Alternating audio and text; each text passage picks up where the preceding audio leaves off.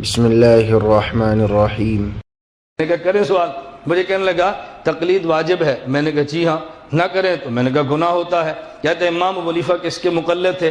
میں نے کہا کسی کے بھی نہیں۔ کہتا ہے خود گناہ گار ہوئے نا؟ میں نے کہا نہیں۔ مجھے کہتا ہے جب تقلید واجب ہے، تقلید نہ کرنا گناہ ہے، تو امام صاحب کسی کے مقلد نہیں، وہ گناہ گار نہیں ہے؟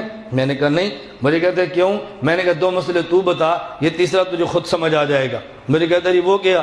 میں نے کہا ہر انسان پہ نبی کا کلمہ پڑھنا فرض ہے؟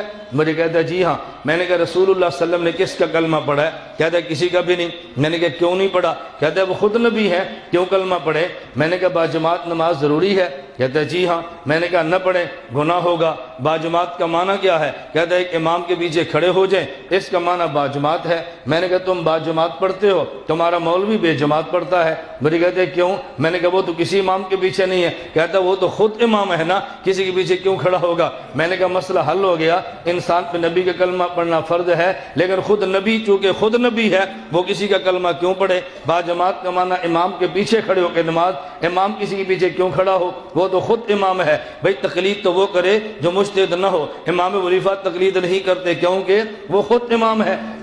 مجھے کہتے ہیں سائیں آپ دلیل نہیں دیتے، مثال دیتے ہو۔ میں نے کہا مولوی لا پھر دلیل دیں گے تو جیسے جاہل کو مثال دیں گے۔